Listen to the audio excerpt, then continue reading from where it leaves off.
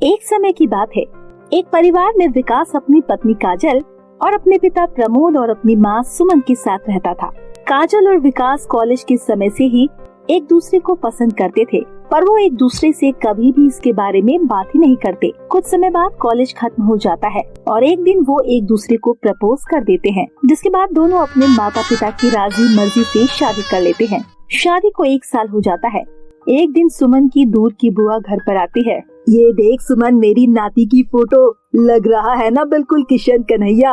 हाँ शोभा, लग तो बिल्कुल कृष्ण कन्हैया ही रहा है, नजर ना लगे इसे किसी की। तभी काजल नहाकर ऊपर कमरे की ओर जा रही होती है। तभी शोभा की नजर काजल पर जाती है और वो बोलती है, अरे बहू, तूने तो हमें अनदेखा ही कर दिया। अरे नहीं बुआ जी, मैंने तो आपको देखा ही नहीं। नमस्ते, अभी मैं आपके लिए चाय नाश्ता लेकर आती हूँ। सुमन, तेरी बहू तो लगता है कि सिर्फ अपने से मतलब रखती है, तुझे रोटी भी बना कर देती है या नहीं? लव मैरिज करी है मेरे बेटे ने, अपनी मनमानी तो करेगी ही। इस बुढ़िया को 2 समय की रोटी मिल जाती है, और क्या चाहिए। शोभा और सुमन दोनों बात कर रहे होते हैं। तभी रसोई से काजल चाय नाश्ता लेकर आती है और टेबल पर रखते हुए बोलती है, कैसे आना हुआ बुआ जी आपका? अरे तुझे तो मैं खुशखबरी बताना ही भूल गई, मेरा नाती हुआ है, नाती। ये देख फोटो, बस इसी बात की खुशखबरी देने आई थी। कांग्रेचुलेशन बुआ जी। अरे ये कॉन्गो फोंगो को छोड़, तू बता कब दे रही है सुमन को खुशखबरी? तेरे ब्याह को तो 3 साल हो गए है ना। काजल शोभा की बातों का बिल्कुल भी जवाब नहीं देती है, चुपचाप खड़ी हो जाती है। तभी मौका पाकर सुमन बोलती है, रहने दे, तेरी बात से इसके सिर पर जू भी नहीं रेंगने वाली। मैं तो अपने पोते का मुंह सिर्फ सपनों में ही देख सकती हूँ। ऐसे ही शोभा और सुमन दोनों काजल के बारे में बातें करने लग जाती है। काजल बहुत ज्यादा निराश हो जाती है और अपने कमरे में चली जाती है। ऐसे ही दिन बीत रहे होते हैं। आस पड़ोस के लोग सुमन को उसकी बहू के बांझ होने के ताने मारने लगते हैं, जिसके बाद सुमन अपनी बहू से बहुत ज्यादा नफरत करने लगती है। ऐसे ही एक दिन, सुमन बहन, ओ सुमन बहन, कहाँ हो, जरा बाहर तो आओ। जिसके बाद काजल बाहर आती है और बोलती है, अरे आओ आंटी आओ, माँ तो अभी बाहर गई हुई है, आप बताइए क्या काम है? माँ को बता दूंगी मैं। वो कल मेरी बहू की गोद भराई है, इसीलिए तुम सुमन को मेरी बहू की गोद भराई में भेज देना। हाँ आंटी, हम जरूर आएंगे। हम कौन? आंटी, माँ जी और मैं। नहीं नहीं, तुम सिर्फ सुमन दीदी को ही भेजना। मैं नहीं चाहती हूँ कि शुभ कामों में तू आकर उसे अशुभ कर दो। तेरी खुद तो कोई संतान हो नहीं रही है, पता चले तू मेरे घर में आने वाली खुशी को भी भंग कर दे। इतना बोलकर उमा वहाँ से चली जाती है। पड़ोसन की ऐसी कड़वी कड़वी बातें सुनकर काजल को बहुत ज्यादा दुख होता है, क्योंकि वो जानती थी कि उसकी शादी को 3 साल हो गए हैं, लेकिन वो डॉक्टर से भी सारे चेकअप करवा चुकी थी, सब कुछ नॉर्मल था, पर फिर भी वो दिन रात सोचती रहती थी कि वो क्यों माँ नहीं बन पा रही है। अगले दिन सुमन पड़ोस की उमा के यहाँ गोद भराई में गई होती है। तभी विकास बोलता है, काजल, माँ कहाँ है? बताया तो था मैंने तुम्हें, पड़ोस में उमा आंटी की बहू की गोद भराई में गई है। तो तुम क्यों नहीं गई? विकास, ये भी तुम मुझसे ही पूछ रहे हो? तुम्हें तो पता ही है हमारी शादी को 3 साल हो गए हैं, मैं बाहर नहीं निकलती हूँ।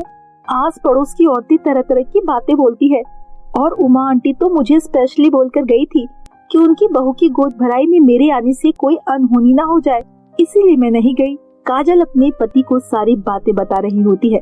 तभी वहाँ पर सुमन आ जाती है। सही तो कह रही है उमा, तेरी परछाई तो किसी पर नहीं पड़नी चाहिए। अब तो तेरी वजह से आस पड़ोस के लोग मुझे भी ताने मारने लगे हैं। माँ, आप ऐसा क्यों बोल रही है? इसमें काजल की क्या गलती है? वो भी तो माँ बनना चाहती है, उसे आप लोगों के ताने सुनना अच्छा थोड़ी न लगता है। आस पड़ोस के लोग तो उसे भला बुरा बोलते ही हैं, कम से कम आप लोग तो उससे कुछ ना बोला करे। हाँ हाँ, तू तो अपनी बीवी की तरफदारी करेगा ही, तुझे तेरी माँ का दुख थोड़ी ना दिखता है, बीवी का गुलाम। अपनी माँ के ऐसा कहने पर विकास को गुस्सा आता है और वो अपनी बीवी को कमरे में लेकर चला जाता है। ऐसे ही कुछ दिन बीत जाते हैं। सुमन की बेटी रूबी भी गर्भवती होती है। उसका पति अक्सर काम के सिलसिले से बाहर ही रहता था, इसीलिए वो अपनी माँ के घर अपनी देखभाल के लिए आती है। एक दिन सुमन घर से बाहर गई हुई होती है। तभी रूबी बोलती है, भाभी माँ, आपको माँ ताने देती रहती है, मुझे अच्छा नहीं लगता है, और ना ही वो मुझे आपके आसपास बैठने देती है। मैं आपकी परेशानी अच्छे से समझ सकती हूँ, मेरे साथ भी एक समय पर ऐसा ही होता था, पर आप बिल्कुल भी चिंता मत कीजिए। मुझे मेरे पड़ोस की एक आंटी ने बताया था कि कि विंध्याचल की पहाड़ियों में एक मंदिर है। आप एक बार भैया के साथ जाकर उस मंदिर में दर्शन कराइए, आपकी जरूर गोद भर जाएगी।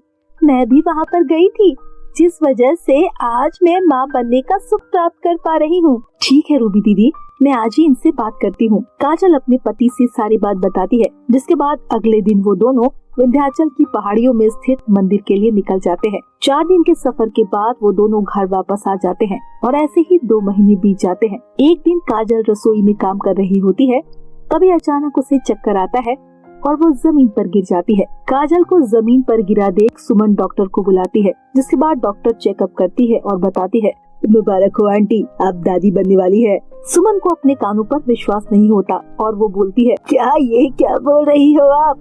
मैं, वो भी दादी? कहीं आप झूठ तो नहीं बोल रही है? अरे नहीं आंटी जी, आप दादी बनने वाली है। ये सुनकर सुमन बहुत ज्यादा खुश होती है। जब थोड़ी देर बाद काजल होश में आती है तो सुमन काजल को ये खुशखबरी बताती है। काजल भी ये सुनकर बहुत ज्यादा खुश होती है और पूरे घर में ये खबर सुनकर सभी लोग खुश होते हैं। अगले दिन से ही सुमन रूबी के साथ साथ काजल का भी बहुत अच्छे से ख्याल रखने लगती है। ऐसे ही समय बीतता जाता है।